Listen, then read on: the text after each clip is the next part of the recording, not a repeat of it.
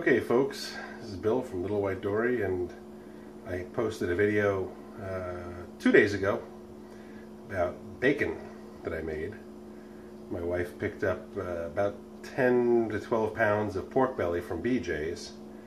We cut it up and brined it for about I think it was 10 days, she said. 10 days or close to 2 weeks, somewhere in there, in a salt, sugar, and maple syrup brine. In this particular batch I used a really small amount of I think it's called Tender Quick or Quick Salt or pink curing salt. I made probably equal batches of about a cup each of sugar and salt, and then barely, and I mean barely, a teaspoon of the Tender Quick, which is apparently just like I take it as it's like super salt. And if you're going to brine your meat to get it to cure, in other words, once you've finished the brining, the meat's cured. I don't know that it would taste that great if you just cooked it then without smoking it. I think the smoking adds a lot of flavor to the beef, to the bacon. But if you didn't cure it long enough in regular sea salt, that the quick cure or Tender Quick, I forget, I get the names confused. Cure number 1, something like that. There's lots of different names for it. I think that just makes it so that the solution is a higher salinity and therefore more likely to establish the cure than if you didn't use it. I don't know that you have to. I think I may have forgotten it once and wouldn't have known the difference, but I did use it. So today I'm going to grab my piece of bacon. I had the autofocus off, hope that didn't ruin it. We're going to take a 7.6 ounce piece of cured bacon, 215 grams. We're going to slice this up and we're going to fry it and make some bacon. So let me get this cleared open and I'll stop and I'll show you some more steps. Okay, so I'm sort of rigging up my camera here. Oops, there it's sliding a little bit. I think that's good. I think it's going to stay. The audio might not be the greatest. So we're going to take our slicing knife and our sharpening steel and just give it a good edge. Hone it down a little bit. Shouldn't be doing that over the meat. I don't want any of the burrs to come off. But I'm pretty good at this. Okay, so trickiest thing here really is getting the even cuts, and I'm just trying to find a spot that it's going to sit nice, and we're going to get some slices going. I wish I had a deli slicer or access to one for making up these slices, because consistency would be nice, but we don't have that, so we tend to slice it a little on the thick side.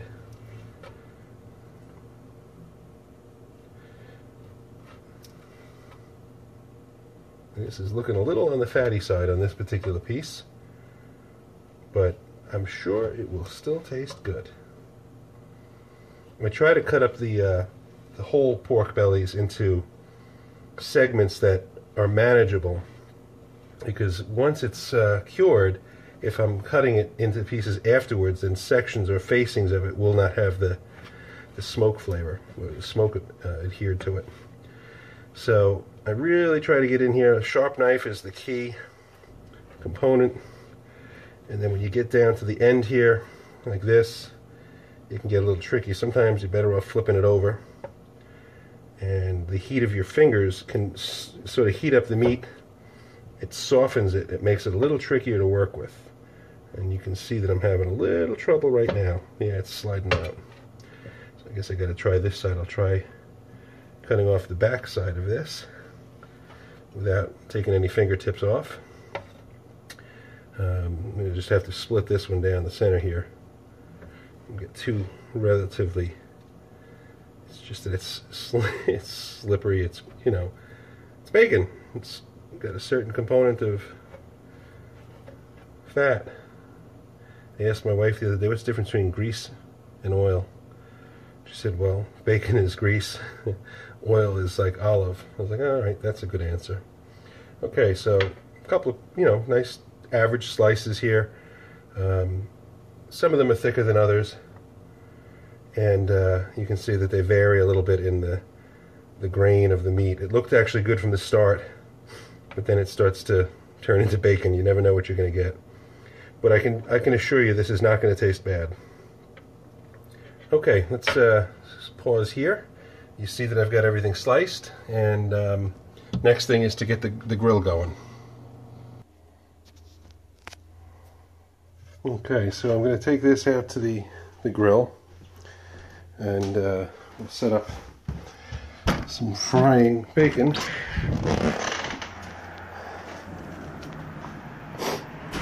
The griddle, I should say, is just starting to get warm. I'm kind of putting this on a little bit early.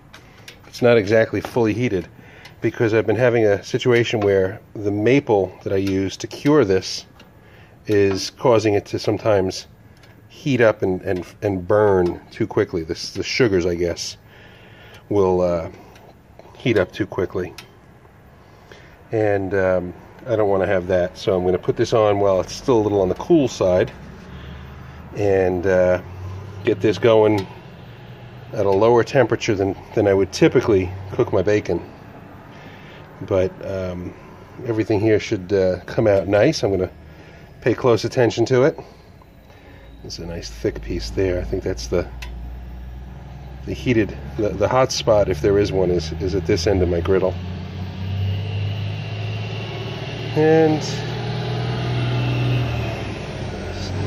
get these a little closer together. Gotta love the noise from New York. And we got one more in there. I'll put this one around this way. Alright, so there we go. Get our bacon started. Close the lid. It doesn't even have a reading yet, so it's cold. Alright, we'll be back. We're up about 250 degrees, and our bacon is starting to fry. So again, just to play it safe, I'm going to give everything a little flip, so that maybe I can avoid burning it like I did yesterday, the day before. And I figured, you know, it's like therapy, I think. If you can't eat bacon, at least you can watch somebody cooking it, right? That's good theory, I suppose, if you're cooking the bacon. If you're on the other end of the video, it's probably not so good.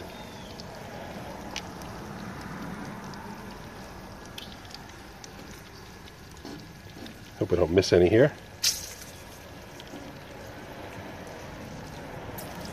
And you can see it's not really like it's not hot. It's sort of on the cooler side, but it's rendering, and it's going to make for a nice place to make my eggs.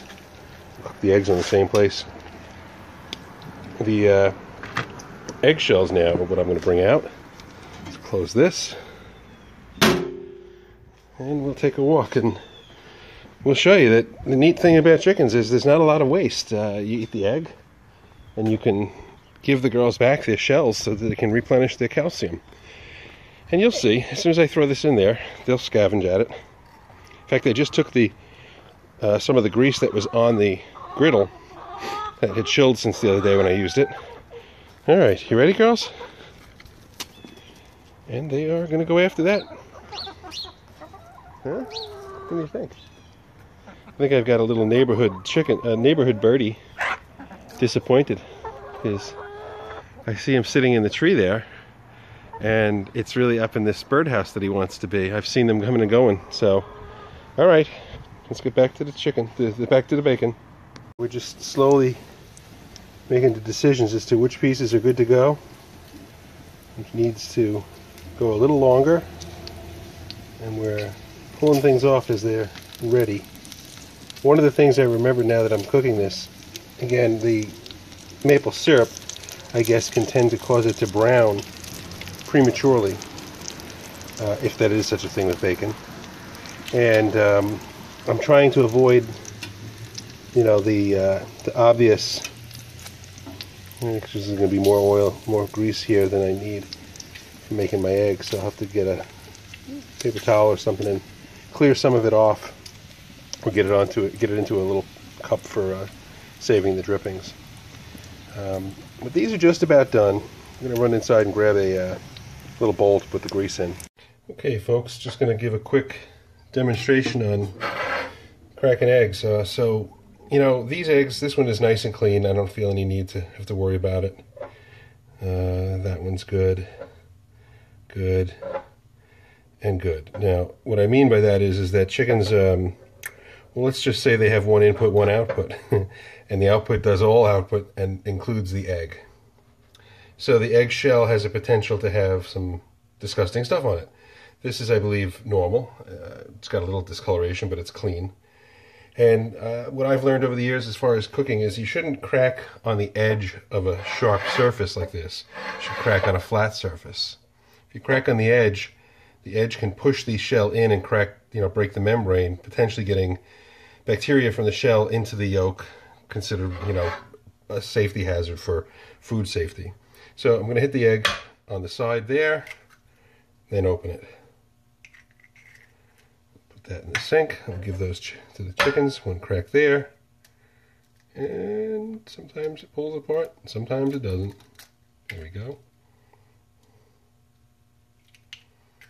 Don't mean to teach a class on how to make an egg, but by cracking it on a flat surface, it's less likely to puncture the membrane and get any kind of, you know, unwanted bacteria, foodborne pathogens into the actual cooking.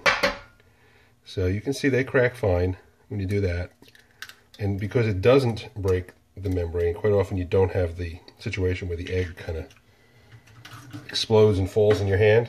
So we're going to do some sunny side up today, so I'm just going to do that, and we'll take them out to the grill later and we'll fry them up once I get some of the bacon done.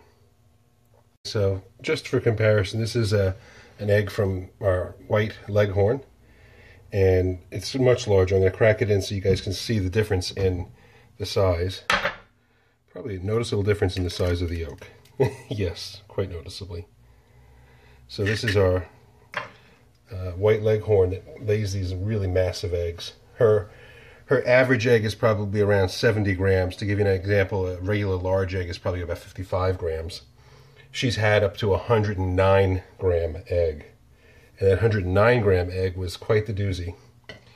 So I'm going to take a spoon and just use the back of it to crush my shells, because the interesting thing is, you know, you can recycle the eggs.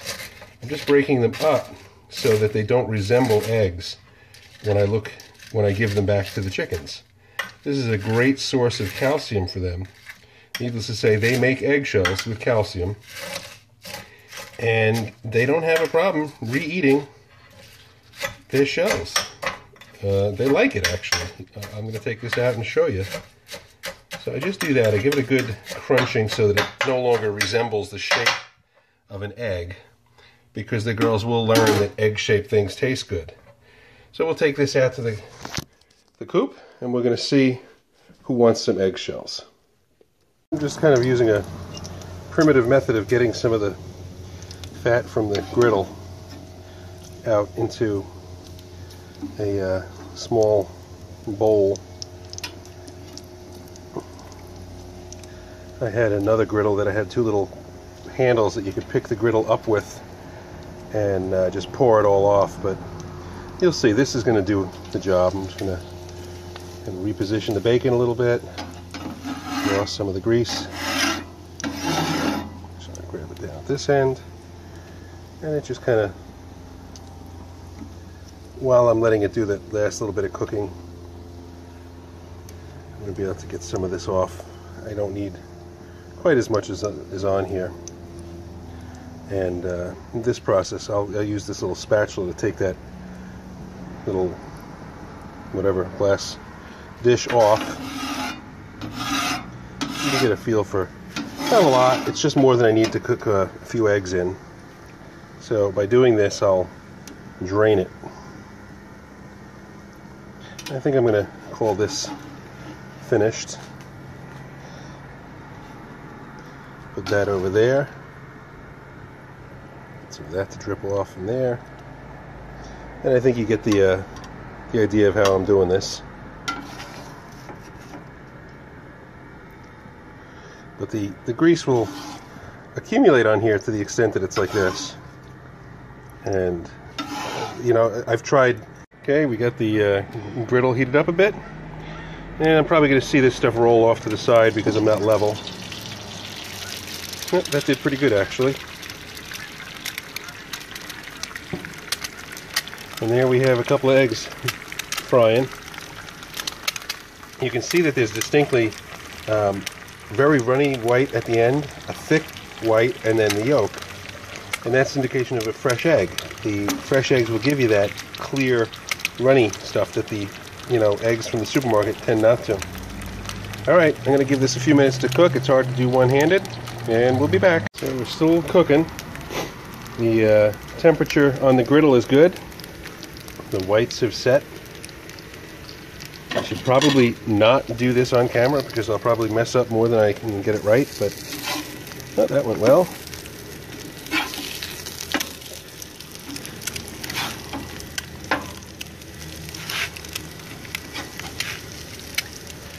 These are going to be, I hope for over medium. I'll be happy with whatever I get. You can see there always a little bacon bit stuck to the bottom of that. To me, that's like one of the best things about cooking eggs right after you make bacon. Okay, folks, so kind of start to finish on the bacon and eggs, and maybe I'll do a more in-depth how to make the bacon. Although I think I did, I don't know, maybe in my past life I did a video on it, I don't know. Look back in my history, it was probably about sometime in June that I was doing this last. Alrighty, folks, you all enjoy your breakfast, have a good day, and we'll see you again soon from Little White Dory here at YouTube. Bye-bye.